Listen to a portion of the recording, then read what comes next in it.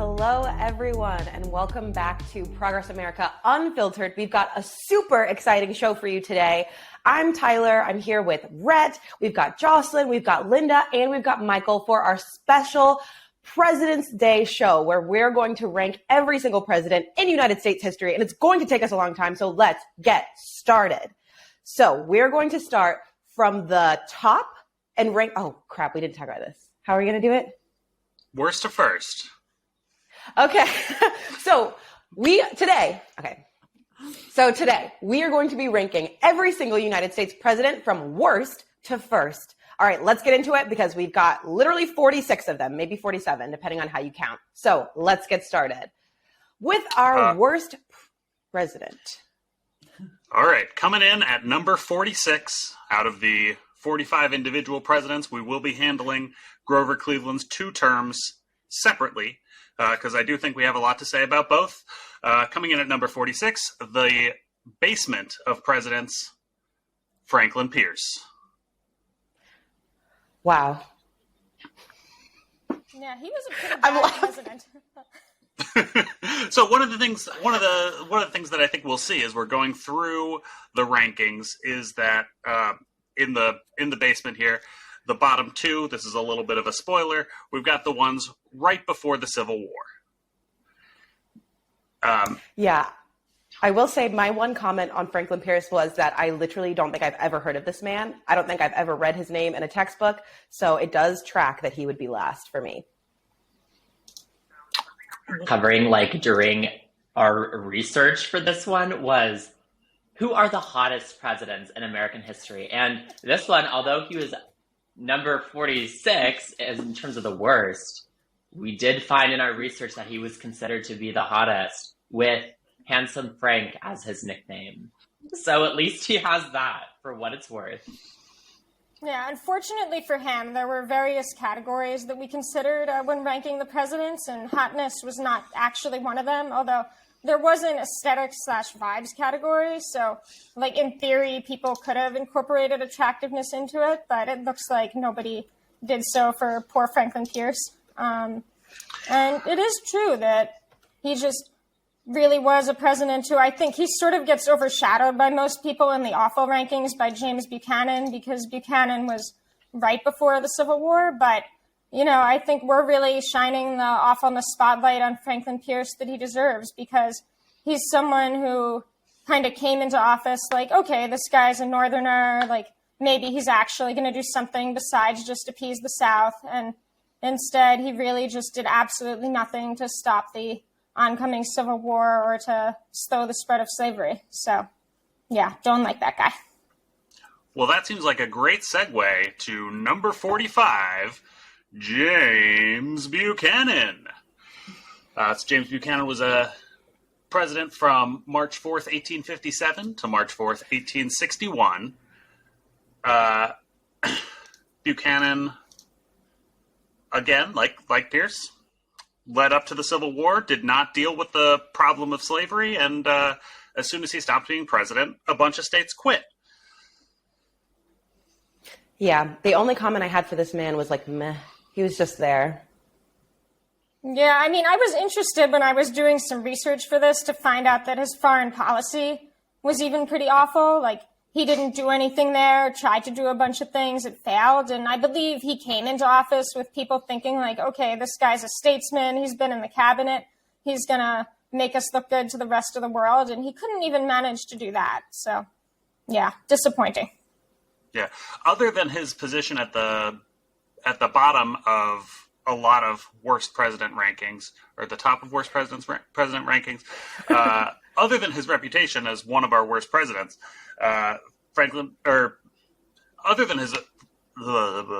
James Buchanan, notoriously single. Relatable. And there are a lot of single euphemism for, anything else exciting, or no? Just single. Well, he had a decades-long male roommate, so take that for what it's worth. And they were roommates. Oh my gosh. I feel like that should move him up in the rankings a little. For the gay community. Yeah. I do think I gave him I gave him a higher score in the First Lady category. As a result, I do think that could be what pushed Buchanan ahead of Pierce. But we'll go right ahead into number 44 now. Our old friend, Yeah. Andrew Jackson. Andrew Jackson, that's interesting. He made it to third worst, despite I gave him maybe a little more credit than I should have for a very specific reason, which is that pop culture footprint was one of the categories we considered. And there's a rock musical about Andrew Jackson with some pretty good songs. So I was kind of like, okay, this guy was a terrible human being and a terrible president, but I have to give him some credit in the pop culture category for that. But apparently everyone else's rankings of him were bad enough to make up for it.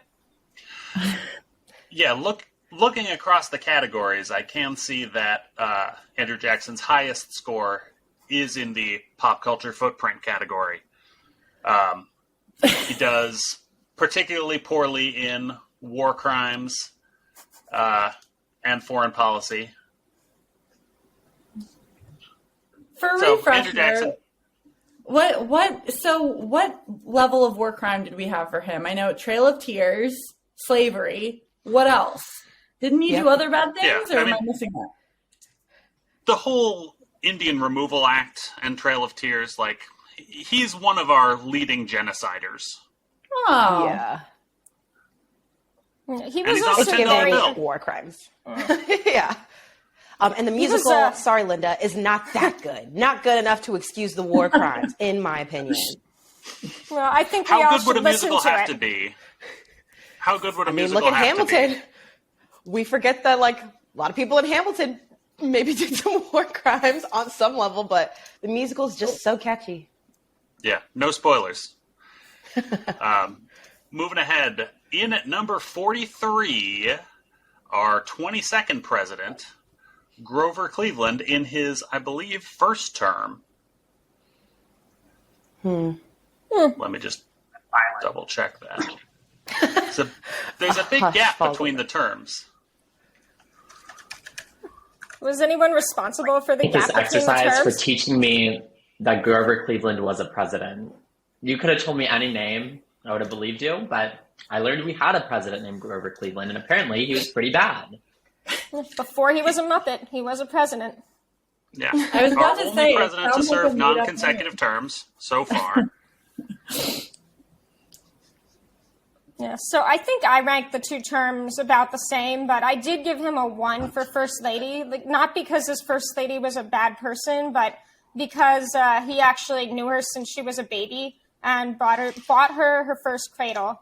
So she was something like 40 plus years younger than him, I believe, and he married her while in office, and the people of the 1800s were like, hooray, what a beautiful young First Lady. But from a modern perspective, whoa, what a creepy old president. Ew. So did that wedding happen in the first term or the second term? It was the first term. That was the first term. Okay. So no wonder he's so far down on our list. We ready to move ahead? Yes. One last note All right. about Grover Cleveland, though. Pullman strikes. Not cool. Anyway. Do you want to do a little bit more on Pullman strikes? What are they? What happened? Linda? Yeah, so What's a actually... Pullman? Let's start there. So what I can say is that a lot of presidents around that era were really involved in sending government troops to break the strikes and were very pro-business and anti-labor. So I ranked a lot of them, including Grover Cleveland, very low on economics for that. Seems like Grover Cleveland got the lowest score across the board on economics. So good on him. In at number 42, our 43rd president, our first president that was in office while we were all alive. I think some of you guys are pretty young. George Walker Bush. Classic. Yeah, my political awakening awareness was when he stole the election in 2000, and he really never got any better from there. I think that the fact that he shouldn't have been president in the first place really is a ding on his record. And then I can only imagine that he scored very badly in the war crimes department too. This was a tough one for me because war crimes, pretty awful. But in terms of pop culture moments, I mean, the guy was like a wealth of pop culture moments, from the shoe throwing to his Michelle Obama thing post-presidency to, you know, his paintings, which again, do not excuse war crimes, but he's just he's very deeply entrenched, I think, in our cultural zeitgeist, whether we like it or not. So he was a tough one. I have a theory that the more that you remember George W. Bush's administration, the less that you like him. And then, I mean, like Red and Tyler, maybe you guys can speak to this, but like for people who came of age under Trump, like maybe there's a little bit more nostalgia for at least this person seems to be a less terrible human being. Well, I also think that with W, there's something distinctly horrifyingly American about him, right? When you think about everything we dislike about this country, it's sort of all wrapped up in this one person, from the weird performative Texanness to the oil money to the corruption to the crazy Christianity and bad foreign policy. It's all there. Black ops torture sites. Yeah, the torture's big. We're going to do some wars just because we feel like it. I feel like George W. Bush is an avatar for a lot of modern cynicism around the presidency, the constant lying, the like sort of good-natured, jocular evil. And then we don't have a category for vice presidents, but we got to shout out to Dick Cheney in this category. Shot a dude in the face, and the dude apologized to him. What a time. And then he got played by Christian Bale. Christian Bale, yeah, in Academy Award winner Adam McKay's Vice. All right, moving on. In at number 41, our 31st president from 1929 to 1933, Herbert Hoover. A chicken in every pot. So a chicken in every pot. Okay, all I can think of is Hoover Dam, which I think influenced my rating, and I couldn't remember what Hoover Dams were. Well, the Hoover Dam is a big public works project in Nevada. Powers much of Las Vegas. It's scary. Do we know if he should get credit for it? So I give Herbert Hoover good marks in pop culture for the Hoovervilles appearance in the movie Annie. As you guys may recall, Herbert Hoover was the president when the Great Depression broke out, whatever you want to say, whatever happened, however depressions happen. And I remember in elementary school, I was in a production of Annie, not as Annie, and there are all these like homeless people camps that were called Hoovervilles in the movie. So I gave him a bump in pop culture for that. Other things that we think that he did fewer war crimes than most presidents, and his other higher category is his first lady. Anybody want to comment on those? No, I mean, the war crimes category is interesting in general because it does tend to reward presidents who just happen to be in a geopolitical situation where those were less likely to happen, and penalize the ones who were president during wartime. But that said, for like someone who's especially motivated to commit war crimes, they find ways to do it in any geopolitical situation. And so I think in that sense it works, but it can reward people who like weren't great but just were president at the right time during peacetime. Yeah, war crimes find a way, much like life. In at number 40, our 40th president, Ronald Wilson Reagan, 666, president from 1981 to 1989. Yeah, he was really bad, and I also think Reagan led to a lot of what we've been seeing ever since then. in a lot of ways that kicked off the Republican Party becoming what it is today. This idea that we just need to lower taxes for the wealthy at all costs. A lot of the, cultural conservatism, like bordering on war crimes, right? I feel like Reagan's handling of the AIDS pandemic, honestly, should count as a war crime. So he really deserves to be at least this low, if not lower.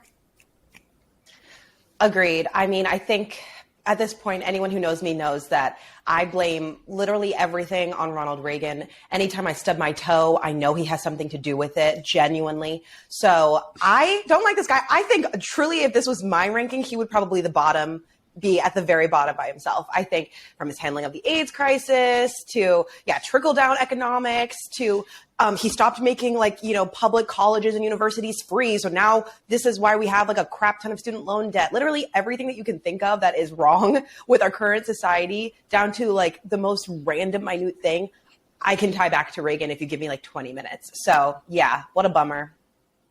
I think you're right about that, Tyler. Go ahead, JOCELYN. Because, a lot of these other presidents were doing evil things at a distinctly evil point in history, which doesn't justify it at all. But there is an argument to be made, okay, how much is it the individual versus this cultural problem? But with Reagan, it just feels malicious. It feels intentional. And when you start a trend of disenfranchising the public sector at every level, at undoing the decades of work on the civil rights movement for a more equal society, it's mind-blowing. What motivates a person to do that? We forget that he was coming to the presidency at a relatively progressive time in American history, and everything we're grappling with now comes from one person. It's wild. Yeah, I think Absolutely. Reagan was really the apotheosis of a lot of stuff that had been building through the 60s and 70s that really capitalized on the backlash. That's not an original thought. That capitalized on the backlash to the civil rights movement and all of that. He really innovated in a lot of the things that we also hold against George W. Bush with the kind lying, I believe in my heart that what I said was true, but unfortunately the facts just believe something else, is what he said about Iran-Contra, which should be higher in the war crimes, I think.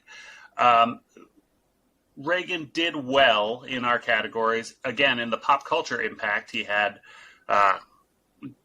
pretty high scores across the board, which suggests we're giving him probably credit for being in movies with a monkey. He's also our first president of a labor union who later became president, which is weird because he busted the air traffic controller strike.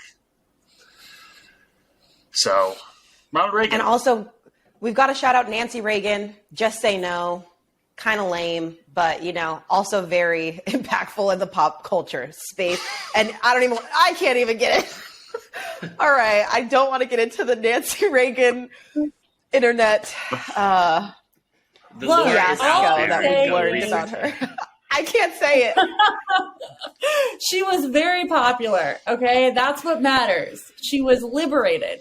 She was friendly. And I think she should get some points for that, okay? That's all. That's it. So there's a Kim Petras song of a similar title to what our producers are putting in the chat. So just to put a map, a roadmap into figuring out what is going on behind the scenes here. That is what's going on.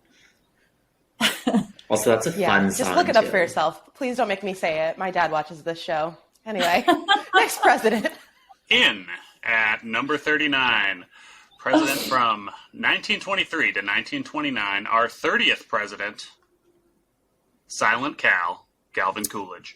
Ooh, I'm glad he's pretty far down in the rankings, because I feel like he kind of skates on just based on vibes. Maybe people forget that he existed. He was 100%. Popular in his day, but I really feel like this is a guy who really codified the Republicans' pro-corporate, anti-government ideology. He had a very famous quote, "The business of America is business," really just explaining where his priorities were. And he just was not going to worry about workers' rights, or expand the power of government at all unless it was to help corporations. So Definitely. I think Calvin Coolidge, a lot like Franklin Pierce, like deserves to share a lot of credit for the things that happened right after the administration. And by credit, I mean blame. Coolidge was president through 1929, so just a few months after he left office, after he was thrown out of office, Black Friday and the Great Depression started. And Herbert Hoover certainly bungled the response to that, but a lot of the conditions were going right back to what Linda was talking about, the business-centric, Wall Street-centric approach to governance. And I know, we're trying to get through 40-something people here, but just like as an aside, I think that's why the presidency in general is such a bizarre political and cultural office in this country, because there's all this power vested in one person, when I don't think ideally we would even, like, it's sort of monarchy reminiscent in a way that is bizarre, right? Because it's like you're saying, Michael, like a lot of an administration has to work with Congress, has to, inherits the legacy of their predecessor. It's weird. It does feel a little bit like we're still addicted to having that like one person be responsible for everything. Yeah, I do think there's been a lot of variation throughout American history, and like how powerful is the office of the presidency seen, how important is the president. And so maybe when we start getting around the middle of the rankings, we might get to presidents who just are, ranked there because they didn't do very much and Congress was actually the main focus during their point. But I would agree that especially over the last 70-ish years or so, the presidency has become this really important office. But Calvin Coolidge, I think, really did like to stay out of the limelight. That's one thing you can say about him, for better or worse. And like one famous story about him and his personality is that a woman sat next to him at dinner and said, "I made a bet that I could get you to say more than 2 words during this meal." And he replied, "You lose," and then did not talk to her the rest of the night. Kind of iconic. Sassy. All right, we do have to give our pal Silent Cal aesthetic points for the alliteration. All right, in at number 38, president from 1921 to 1923, our 29th president from, I believe, the great state of New Jersey, Warren G. Harding. Was New Jersey really responsible for him? I didn't think so, but you might. Like Wilson, who was his immediate predecessor, was definitely from New Jersey, but I'm from New Jersey for some context, and I don't know if we have the dishonor. No, he's from producing... Ohio. Oh, I'm trying to throw him on you. Yeah. He's from your state. He's from my state. I would like to blame Martin Scorsese because one of the early scenes in Boardwalk Empire, before I stopped watching that show, is Steve Buscemi working in smoke-filled rooms to get Warren Harding installed in the White House. So I assumed he was from New Jersey and he had some kind of Atlantic City connection. I mean, we have a lot of corrupt politicians in smoke-filled rooms in New Jersey, but just not those ones specifically. All right. Warren G. Harding, we put him as meh. I think there was a big controversy that none of us remember about a secret daughter. Might be worth punching in on that later. But we'll keep it moving. In at number 37, president from 1865 to 1869, our 17th president, Andrew Johnson. So Johnson succeeded Abraham Lincoln. He was the vice president during Lincoln's second term. First president to be impeached. He botched the Reconstruction, so thanks for that, babe. Race relations could have been in a much better spot had he done a better job, and that's why he's towards the bottom of the list. Yeah, I'm actually surprised he's not lower. What categories did Andrew Johnson do well in? So Andrew Johnson, curiously, did relatively well in pop culture. I wonder if he got confused with Andrew Jackson somewhere in there. Relatively well in foreign policy, maybe because he helped acquire Alaska. First Lady, war crimes. You know, all of his scores are on the low end, but I think the problem is we just do have a lot of presidents who were bad. That's true, but I mean, just in the full context of history, I would say he's one of the worst because we were really at this moment after the Civil War when, Reconstruction was happening. There was a real opportunity to finish, the war like truly free everyone in the country and be more equal. And he sent us backwards at a really pivotal time. Well, period. Too bad. That closes out the top 10 worst presidents.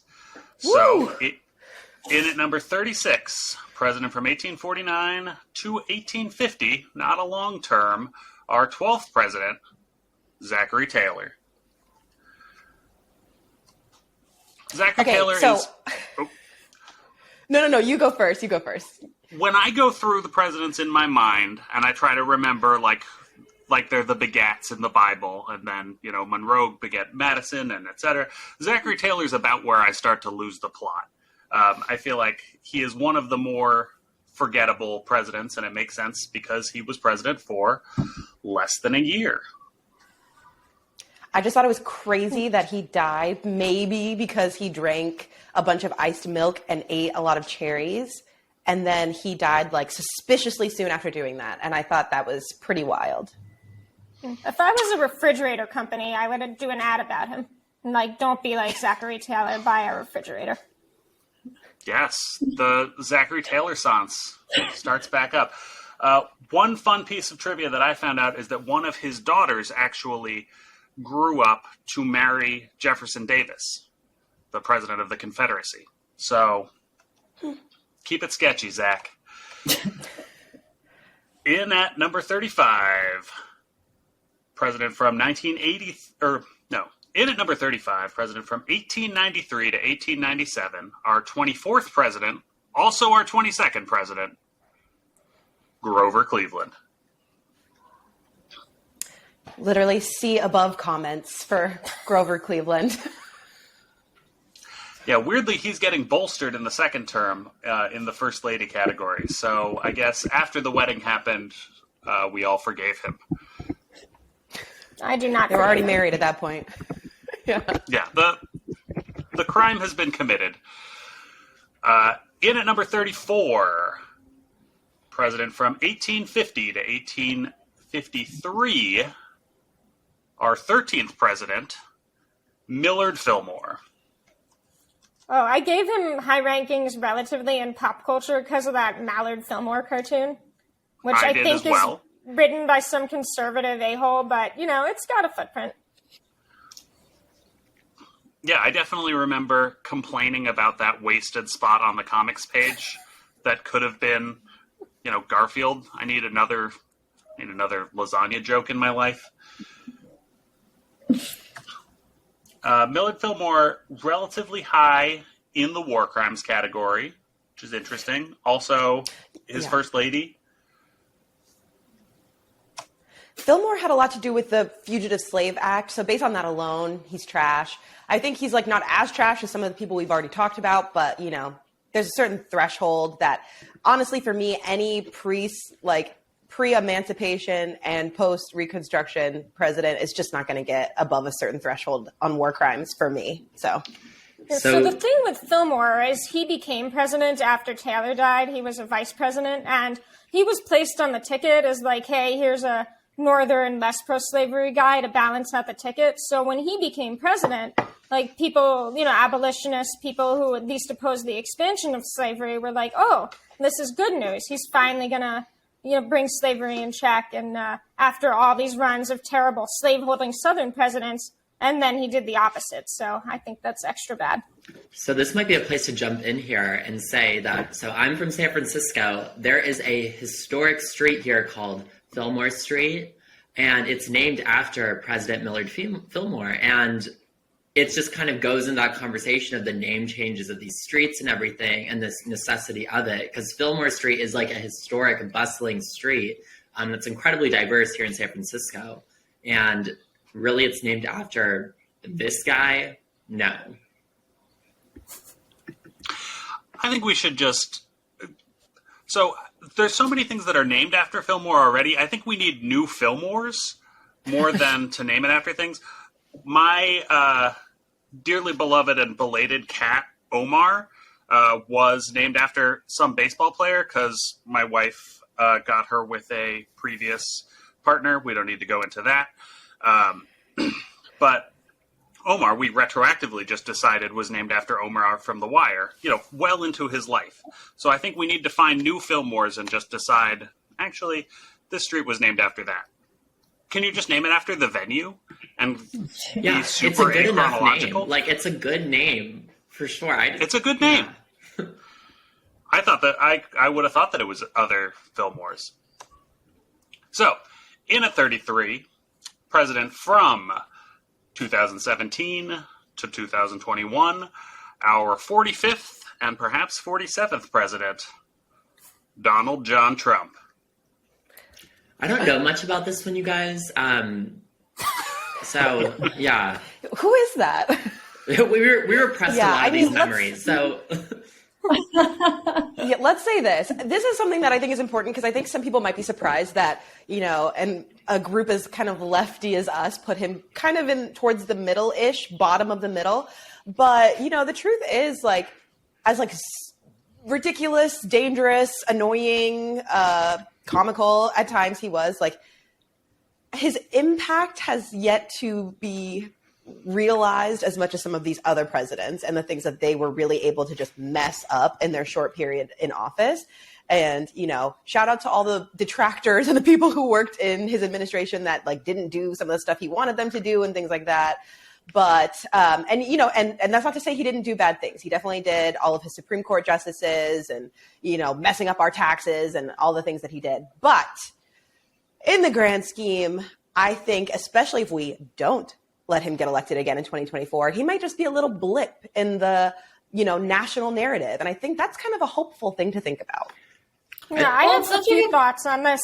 One is that, the fact that we had a pop culture category might be a factor here, because I imagine he generally got really high rankings there. But also, it does go to show how much expectations can shape what we think of a president. And so, when Trump got elected, I really thought that there was a non-zero chance that we were going to end up in a nuclear war because he pushed the button on a whim. And so the fact that he actually didn't manage to get us into any major wars is pretty shocking. That's not something that he should be getting credit for. But, it's all right, I gave George W. Bush a 1 on war crimes. Trump did not get us into any major wars, but he did lock children in cages. And so it made me wish that there were more numbers. Well, and I think it's also less a remark on Trump not being so bad as how bloody and genocidal the history of this country really is, which is something that I think needs to be talked about more. The U.S. was the leader in slavery, the leader in the genocide of indigenous people. It's something that, we need to grapple with better and be more honest about. I was just in Germany, and one of the big questions I had for every German who would talk to me is how do you talk about this? How do you learn about it? And I wasn't asking for them. I was asking for us. We also are a major capitalist liberal democracy with a bloody past. And I think, what people understandably critique us for with our hatred of Donald Trump is okay, but there's been a lot of other bad stuff that happened. Period. Definitely. I think going back to Buchanan and Pierce, the ones ahead of the first Civil War, Donald Trump's presidency can either be a blip or not in a lot of ways, depending on what happens next and how we deal with the rise of white supremacist terrorism and the various dominionist separatist movements that he really played a large part in encouraging. So I think our relatively high scores on him are in some ways a TBD, but make no mistake, dude sucks. Absolutely. Absolutely. All right. I think we're going to be able to move a little bit faster in this next part because I think we're starting to get to some of the who presidents. And speaking of moving a little bit faster, at number 32, president from only March 4th, 1841 to April 4th, 1841, our ninth president, William Henry Harrison. Rip. He was Tippecanoe.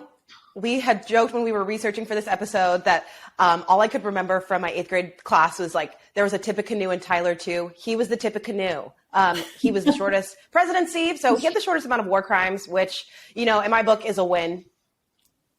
Yeah, he did really well on war crimes as well because he was ailing in bed the whole time. He did commit a lot before his presidency, but I suppose we don't need to count those. Yeah, it's not rank the pre-presidents, it's rank the presidents. In at number 31, from 1889 to 1893, our 23rd president, Benjamin who? Harrison. Oh, grandfather and grandson together in the rankings. That's cute. Yes, and speaking of family togetherness, in at number 30, president from 1989 to 1993, another one-termer, our 41st president, George Herbert Walker Bush. My dad was in the Gulf War, so we don't like him. My dad fought in Desert Storm. But, we got to love the Nepo baby trend. They're the second, father-son duo that came up. He's the father, and we know that HW was the son. So a cool sleigh for, dynastic politics, I guess. Yeah, maybe Alexander Hamilton was right. We should have just had kings. I will put in a good word for HW. He is the last Republican president to raise taxes. R.I.P. Okay. In at number 29, president from 1841 to 1845, picking up where our old pal Tippecanoe left off, the 10th president, John Tyler. Oh, so I do have some thoughts on Tyler. Firstly, that he does have an important legacy, even though most people haven't heard of him, because he was the first vice president to become president. And everyone from Congress to his own cabinet, which he retained from Harrison, we're not going to take this guy seriously. He's just a caretaker. We're going to do what we want and ignore him. And Tyler was like, no, I'm the president, just like any other president, and I'm going to serve in that role for real. And the things that he did were not very good. But that's an important legacy of establishing that if the president dies, that the vice president is really the president, that it's not some kind of a joke. So that mattered later on. Also, just real quick, he's another very creepy guy. His wife died while he was in office, and 5 months later, he married a woman 30 years younger than him. He's also a very prolific president. He fathered 15 children with his 2 separate wives, the most children of any president. I think that vice presidency thing kind of speaks to how, there's this whole idea that everything's written down and there's this, originalist interpretation of the Constitution, but it's really, things are built on traditions and norms and they're not written down. And so, what we do and how people are able to, present themselves confidently when they have power is dangerous. Yep. All right. In at number 28, president from 1897 to 1901. No. Wait. Sorry, my thing isn't wide enough. Okay, yeah. In at number 28, president from 1897 to 1901, our 25th president, William McKinley. No thoughts, just the school in Glee is named after him. The school in Freaks and Geeks is also named after him. So he does have a high pop culture impact for having high schools named after him. He was assassinated. Yes. I don't know why. I don't know why either. And there's also a musical about that, Assassins, and and I watched it, and I still don't really know why he was chosen. But yeah, maybe I should watch it again. We're learning a lot about musicals today. Why are musicals so obsessed with presidents? That's the real question. Because you can have a whole President's Day special just with musicals. All right, in at number 27, president from 1845 to 1849, our 11th president, the Napoleon of the Stump, James K. Polk. Yeah, he was very big on the war crimes, on the imperialism, quote-unquote manifest destiny. And he's the reason why we have a lot of the Texas and a lot of the states around there, because he was like, yeah, we're just going to America all over everything. Everything I know about him, I learned in a single They Might Be Giants song, and I refuse to look up anything else. So in at number 26, president from 1877 to 1881, our 19th president, Rutherford B. Hayes.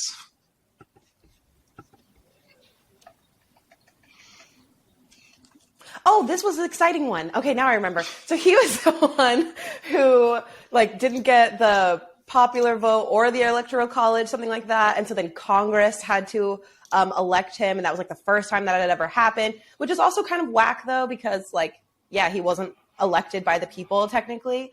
And he ended Reconstruction. Yeah, and specifically, the bargain that was made was that the other party would let him be president if the Republicans agreed to end Reconstruction, and that is what happened. Dirty dealings, turning Great Washington beard, into a swamp. Yeah, good beard. Great beard. All right, moving on. In at number 25, president from 1881 to September 1881, our 20th president and our first feline president, as far as I know, James A. Garfield. Another one assassinated. RIP. He's a lefty, too. Are there any other lefties on this call right now? Yes. Linda, I see you. I just raised my right hand. I'm going to raise my left hand now and say if I had known that about Garfield, I might have ranked him a little higher. Though I've actually heard he was ambidextrous and had a party trick of writing in different languages, one with each hand. I liked him better when I thought he was gone too soon. I liked him better when I thought he was a cat. In at number 24, from 1837 to 1841, our 8th president, Martin Van Buren.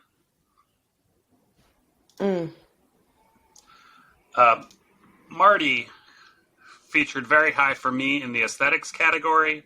You got to look at this side hair. He's in my eyes, he's the ultimate founding father statesman look. Not that he is specifically one of them, but they all look like that. Yeah, I mean, ironically, I believe he was actually the first president who was born after the founding of the United States, but I do agree that those sideburns are a great look. I gave everyone with cool sideburns pretty high aesthetics rankings. You're absolutely correct. He was born in 1782.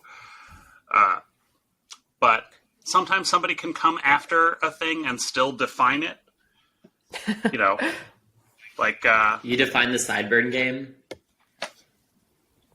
He just defined that whole 19th century look for me. He's a style icon. Also, terrible to Native Americans. What else is new? In at number 23, president from 1817 to 1825, our 5th president, James Monroe.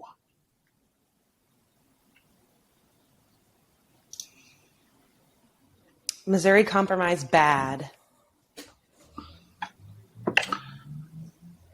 Yeah, he also invented the Monroe Doctrine, so U.S. intervention in Central and South America, probably not good, though it was specifically, he's like, hey, we're going to get involved if Europeans try to intervene. Yeah, it's better than the alternative, but probably a dangerous precedent going forward. He also bought Florida, so thanks, buddy. Thanks for that. And we're still learning the In at consequences today, as somebody who used to live in Florida.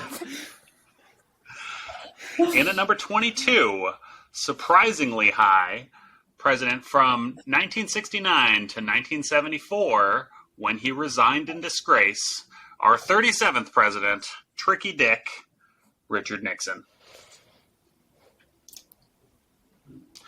Who called him an underrated president? Wait, no, that's wrong. I was like, that's not Nixon. So, like, Nixon, of course, bad for, like, corruption, good for the environment. What do we think? Yes. Good for the environment. Kind of good for poor people because he actually signed supplemental security income into law, which is an important, although very underfunded program for poor people. Don't we miss? Yeah. Don't we miss when the corruption and like the like evilness could be paired with like, oh, here's a good policy that like maybe they're working on. Now I feel like we're just gonna get evil. Like that's the baseline. There is no like I'm a Libra. There's no scale there. Like, and I feel like that disbalance is very obvious. Yeah, that's a good goal for the 2020s is to make our corrupt criminals just care a little bit more. Just a little. All right. Richard Nixon did relatively well in the pop culture category. I think he's been the subject of a lot of great movies, TV shows, books, Futurama, Talking Heads. So in at number 21, the actual underrated president from September 1881 to March 1885. Like Ronald Reagan, his rank matches his order. 21st president, number 21, Chester A. Arthur. So I am Killer a mustache. Chester Arthur stan. For one thing, he's another one who had really cool sideburns, but that's not the main reason. So he became president after Garfield was assassinated, and everyone was like, oh God, because he was considered this like really corrupt guy who was part of the patronage system and had just been added to the ticket to please a bunch of party bosses. But Arthur was actually like, you know what, like, I'm not trying to get reelected here. I'm actually pretty sick and I'm going to die soon. And so I'm just going to take you all on. I'm going to do everything I can to get rid of the patronage system and create a real federal bureaucracy that's based on people's talent and not who they know. And so we owe the bones of our administrative state to Chester Arthur. Thanks, Chester. Then in at number 20, president from 1909 to 1913, our 27th president, this one really is from the great state of Ohio, William Howard Taft. I believe he's the only president who went on to become a Supreme Court justice. Yeah, that was the job he always really wanted, but his wife wanted to live in the White House, so he was like, okay, honey, we'll do it if we have to. Then I'm going to be on SCOTUS. Tough stuff. He is also responsible for a number of Nepo babies that have littered Ohio politics for the last century. They're mostly terrible. There's a rumor that he got stuck in the White House bathtub. Oh, yeah, that's classic. That's a good one. Yeah, he seems cool on everything except for civil rights, obviously, but no surprise there, so. What else? Yeah, that's not very distinct. So in at number 19, speaking of Nepo babies, president from 1825 to 1829, our sixth president, John Quincy Adams. He was the best of the Nepo babies. Like, the OG Nepo baby. Yeah. The Nepo baby. Yeah, he was a pretty solid president, did some good diplomacy, was also Secretary of State before. And then after slavery, he's the only president who served in Congress after being a president. And he was an anti-slavery crusader who actually died on the floor of Congress, I believe either while or maybe right after giving a passionate speech against slavery. So good on you, John Quincy.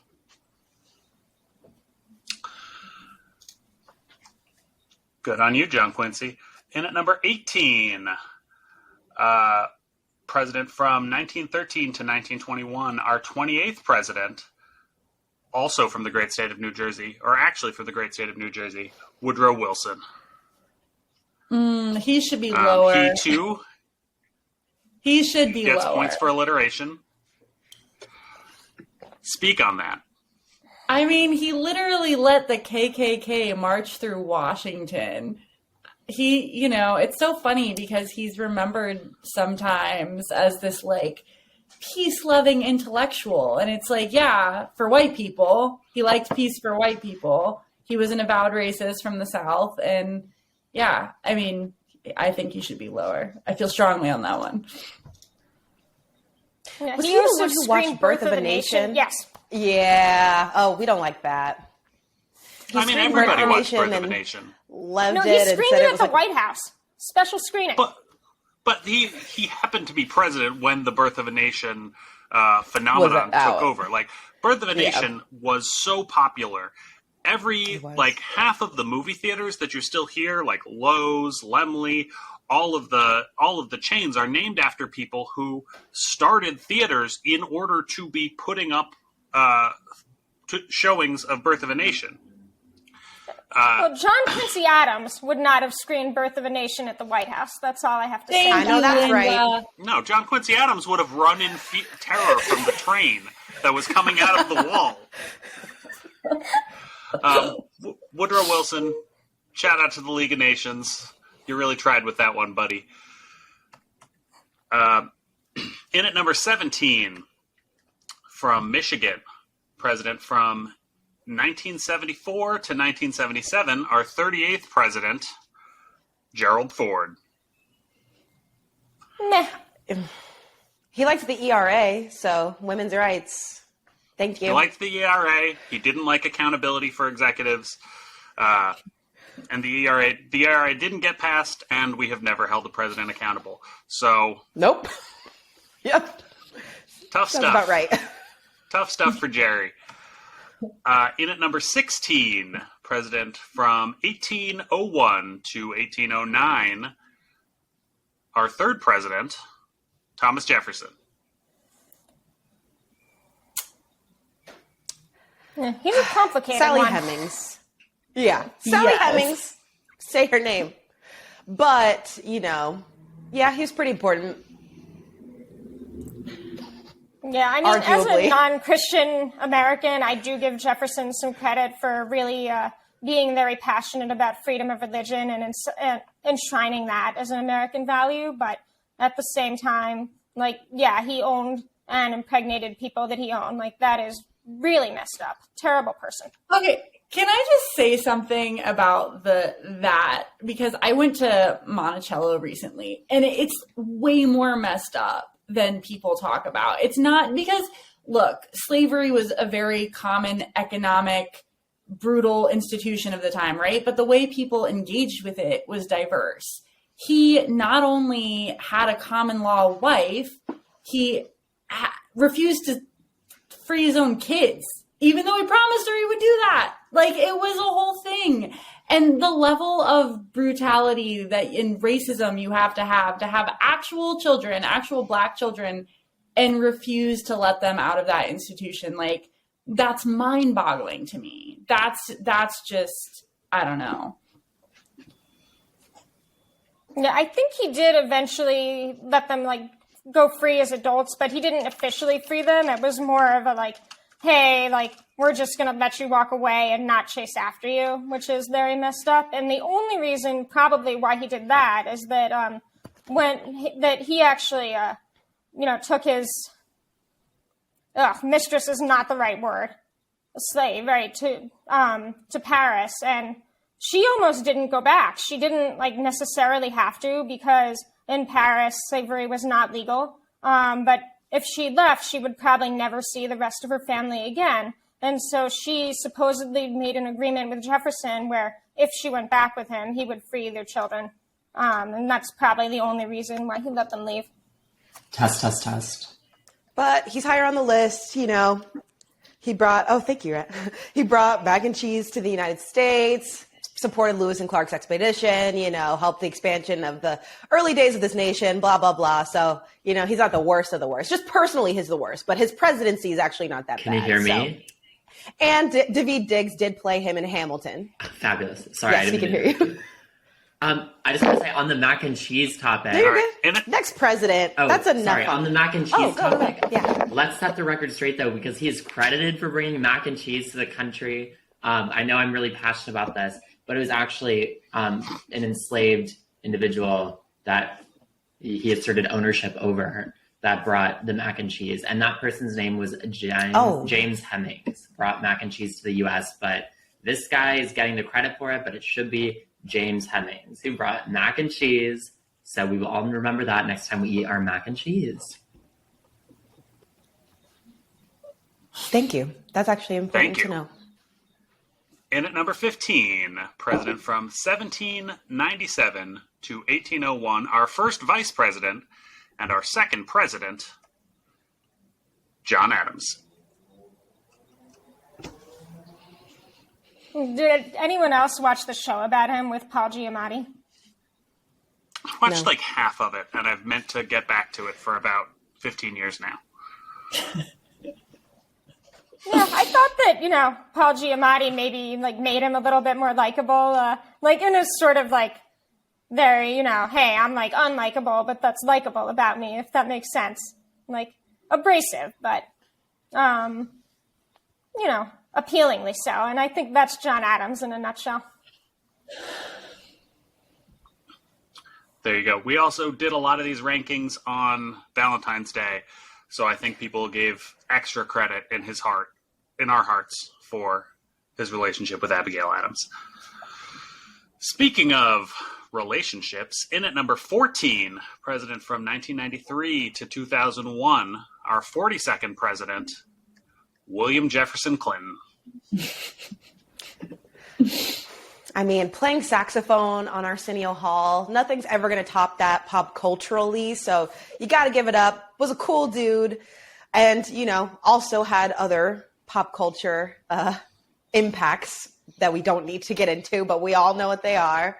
Also, in terms of First Lady, come on, Hillary Clinton. We know she's had such a big impact on this nation, but he did allow the Rwandan genocide. Can't let that slide. That's not great, but, pretty cool guy. What do you guys think?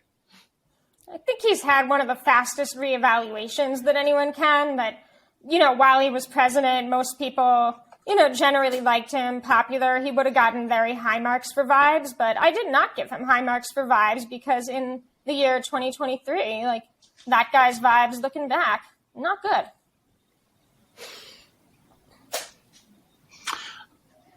All right. In at number 13, from 1809 to 1817, our fourth president, James Madison.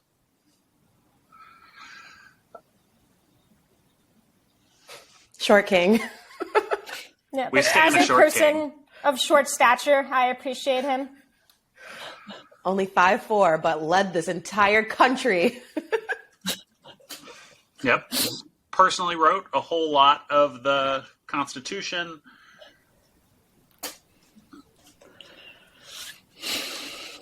Yeah. But he is a warning that anyone who thinks that Ron DeSantis is too short to be president needs to be careful. Although I think it's harder in the age of TV. Sorry, but I think that Madison could become president despite his height because no one actually saw the guy, unless you happen to be in the place where he was stumping. No mass communication. Yeah. Yeah. In at number 12, president from 1945 to 1953, our 33rd president, the S doesn't stand for anything, Harry S. Truman. The S really doesn't stand for anything. I thought that was so crazy. They wanted to honor both grandfathers, and both of their names started with S, so and they were just like, we'll go with the S. We'll go with the S. Harry Truman, only president so far to have dropped 2 atomic bombs. Only So I'm president so far to have curious. dropped any atomic bombs. He dropped 2. So he got a big lead. It's like the Kareem scoring record. It's going to take a while for anybody to live up to that. So Where that's did people not rank great. him? But War crimes I wise. did. That he's difficult though, because that decision was wasn't it made right before he came to office, and he was just like, okay, I guess I won't interfere with this.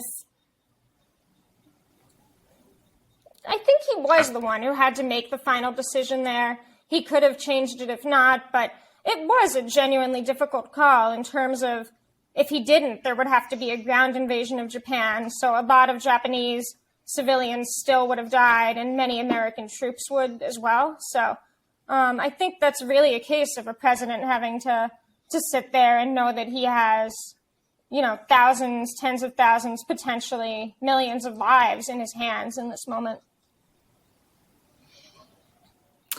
And I think All right. Truman is underrated for, he was a relatively progressive president. He was a very humble guy, which I think is kind of cool, and generally a champion of all of FDR's policies after his administration ended.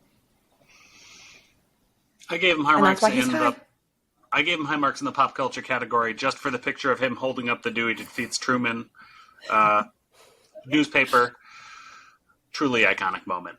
In at number 11, curiously high, interested to see how y'all talk about this, president from 1977 to 1981, our 39th president, Jimmy Carter. He's just a vibe. Yeah, I wrote He likes He's the peanuts. opposite an of Bill apathetic Clinton. towards Jimmy Carter. I don't know much about him, just neutral. If the color beige was a president, that's Jimmy Carter. He's still kicking. I love that. Yeah, I would say he's the opposite of Possibly Bill immortal. Clinton, because Clinton's someone who, everyone liked him while he was president, but based on everything since, now it's nah. Jimmy Carter was not a very popular president, did not have the greatest policies, austerity economics. I think he really was kind of in over his head. He had a lot of advisors without a lot of experience in Washington, couldn't build good relationships. But then he's been a great post-president, building houses with Habitat for Humanity, just a really nice and humble person. And so I think that people's estimation of him has gone up, but it doesn't mean that he was a good president necessarily. Yeah, one of the things that I was really struck by reading Invisible Bridge and Reaganland, the two Rick Perlstein books that sort of cover Carter's presidency, is how much the Democrats at the time in the House and the Senate just were pissed that some ex-governor from Georgia had managed to win the presidency and kind of set out to sabotage him from the start, and that he didn't really rise to that occasion. And it's a totally inconsequential presidency, leads right into Ronald Reagan. His ideas about how to handle inflation through bringing about a mass recession are very dangerous and still with us today. Shout out to Larry Summers. So I think it's weird that he's this high. It's all vibes. That's the vibe of just sticking around. You'll grow on people, I guess. All right. In at number 10, president from 1953 to 1961, our 34th president, Dwight David Eisenhower. Okay, first and foremost, big thank you for the interstate highway system. What a good idea. And we all still use it to this day. So if for nothing else, that's how he cracked the top 10, because that's very useful. It's useful, but can I blow your mind? Yes. What if instead of highways that privatized and atomized our car culture and forced everyone to have their own thing for mass transit, it had been trains? And what if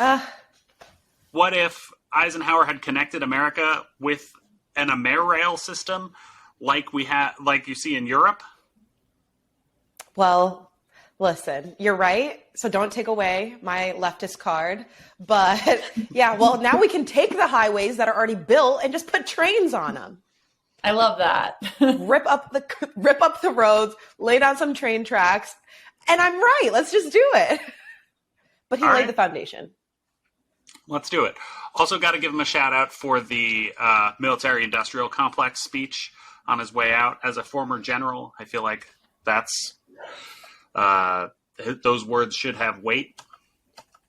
So, in at number 9, curiously low, from 1789 to 1797, our very first president, George Washington. We love him. Do we, though? Well, no, I guess not, or else he'd be higher. But, I mean, here's the thing. When you're the first, you can't actually be the best. I think culturally we're like, George Washington, best president. He was so, like, blah, blah, blah. But, like, he was just the first person to do the job, and he was really just kind of figuring it out. So, I don't know. I think he did kind of okay. I think he really shouldn't have dipped. And he had his whole, like, you know, no two-party system thing, but he wasn't really that tough about it. And I think if he had really drilled down the unity that he was actually looking for and kind of stuck around a little bit more and meddled a little bit more in congressional affairs, we maybe wouldn't have such a divide that we see now in our current like two-party system. All he did was say like, hey, don't do that. And then we did it anyway. Well, I think one of his best legacies as our very first president, like we saw with Tyler, like, if you have power, you can just walk into it and exercise it, whether it's written down or not. And one of Washington's best characteristics, I think, was his restraint, right? He retired after 2 terms and created that norm that stood, even though it wasn't written down anywhere, through FDR, who just loved it so much he had to hang out for 4 terms. I think like where you're saying he should have gotten in and like gotten his hands dirty and dictated a little bit more could have led us to a place where we end up in a dictatorship or a kingship, right? Like we're the first modern democracy that was trying to sort of balance all this stuff. And, you know, if you look at the early constitutional conventions, they left this out of Hamilton, but Alexander Hamilton wanted really badly to make George Washington the king. And it's to George Washington's credit that he didn't just say, okay, great, new King George, here we go. That was some major whitewashing by Lin-Manuel Miranda. Biggest omission in the play. Yeah, we don't need to get into Hamilton. Because he is never going to be president. In at number 8, from 1869 to 1877, curiously high, our 18th president, Ulysses S. Grant. First of all, why curiously? I love him. Also, the S doesn't stand for anything for him either. Fun fact. The S is meaningless. I don't know what it is about meaningless S's with our presidents. But yeah, I don't know. I kind of like him. Good vibes. Thank you for saving vibes. The nation. Pretty good presidency. I think he's been really reevaluated in a positive way in the last 10 plus years. There was a lot of propaganda from Confederate sympathizers about him that shaped how we saw him for 100 years or more. Like there's this idea, he was bloodthirsty, and then as president he was corrupt, he was a drunk and whatnot. And then there's been a lot of books and research on him lately that really reevaluate that and say that, no, actually, he's someone who, knew he had a drinking problem and took steps to bring it into line. That, yes, a lot of people died when he was a general, but that it was the only military strategy that worked, and that a lot of his predecessors as Union general were too timid and kept losing to the South, which is just going to kill more people in the long run and not win the war. And in terms of the corruption, he was mainly just someone who was really quick to trust people and didn't have the best instincts for who to trust. So that's not a great quality as a president, but I don't think that it speaks to him being a bad person. And he really did do what he could to keep Reconstruction going after the damage that Andrew Johnson had done, and to take up Lincoln's legacy and make the Civil War really mean something. And I think he was actually very heartbroken by the end of Reconstruction. All right. In at number 7, from 2009 to 2017, our 44th president, Barack Hussein Obama. Another one I'm not too familiar with, you guys. Yeah, no, I think Sounds familiar. Talking about President Obama, really the First Lady category also really popped up for me too. That's one of the first things I think about is the iconic First Lady Michelle Obama. Even though I was going through school when she was the First Lady and wanted us to have healthier lunches, so we were upset that she put lentils and black beans into our brownies and stuff. I think she gets a pass for that. The intent was good. And there's certainly worse things to add to brownies, I guess.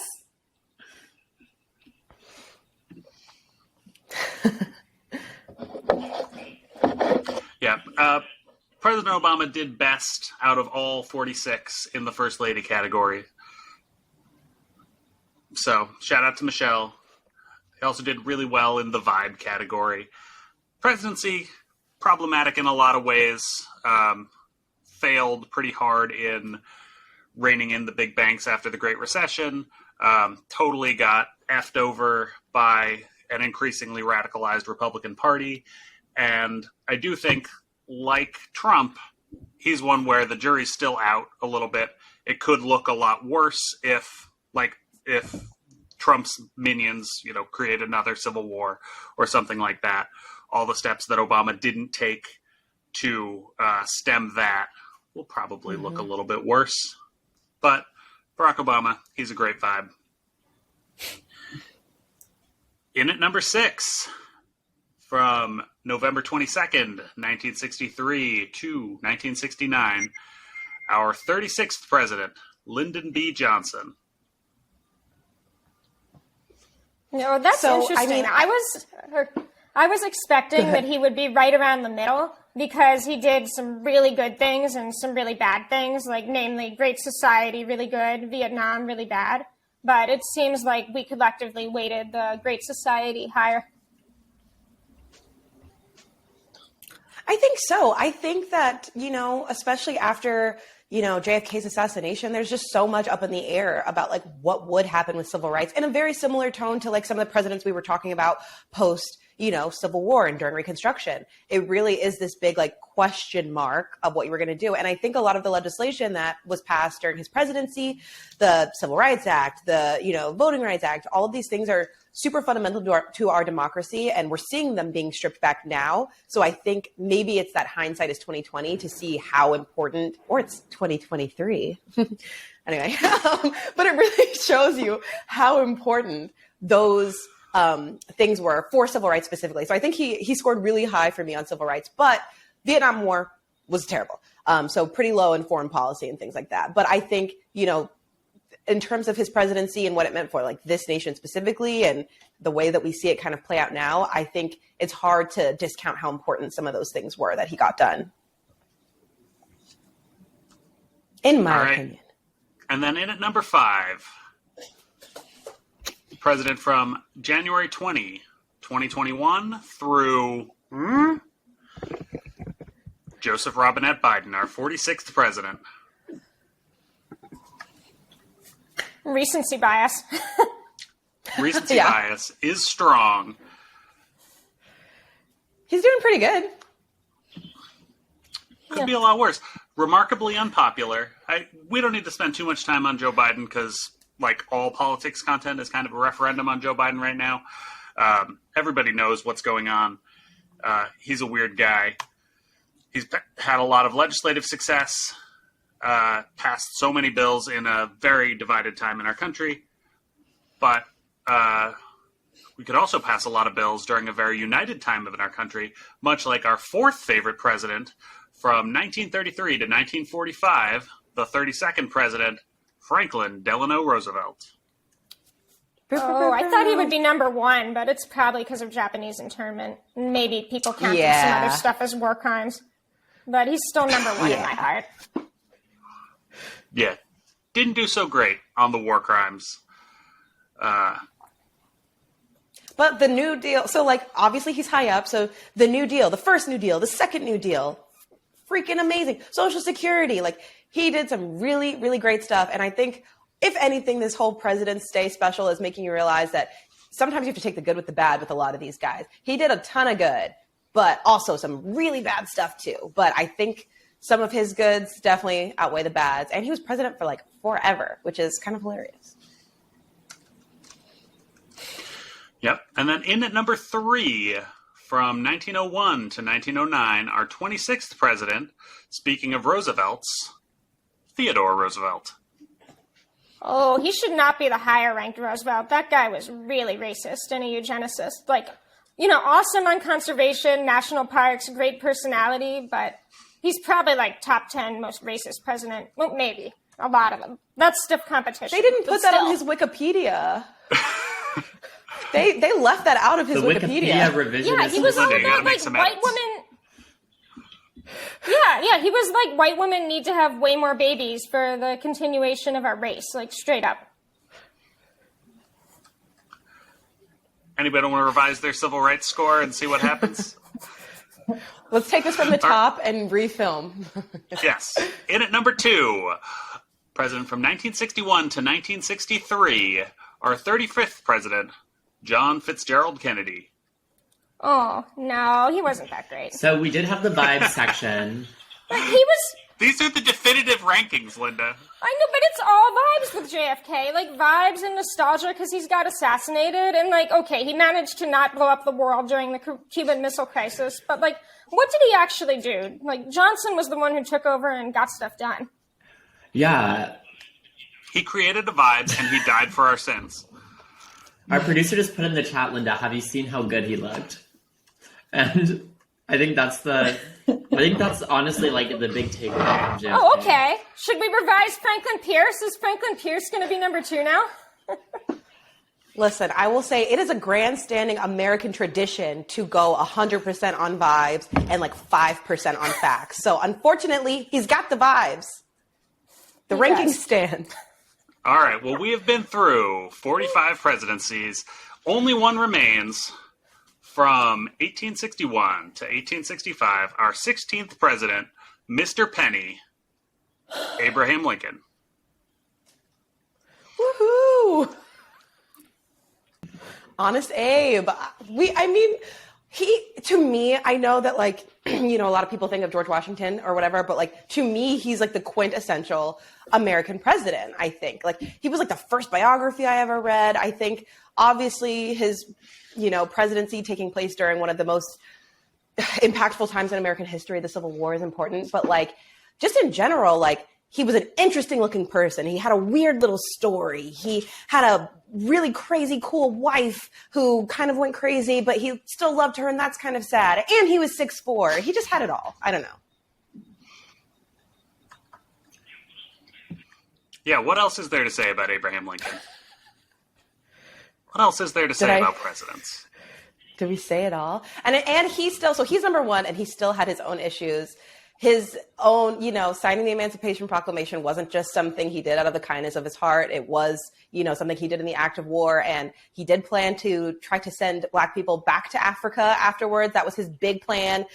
He died before he could try it. But, I think on the whole, he did pretty well. What are your thoughts on Honest Abe? I think you guys covered that very well. The fact that he was 6'4", for our viewers at home, that's as tall as I am, because you can't fact check me on that. That's my own revisionist history. That's as tall as I am, everybody. And all right, there it is. The definitive ranking of the presidents. We will take no questions. No one discuss in the comments. Happy President's Day, everybody. Happy President's Day. Thanks for joining us at Progress America Unfiltered, and we will see you guys next time. Bye.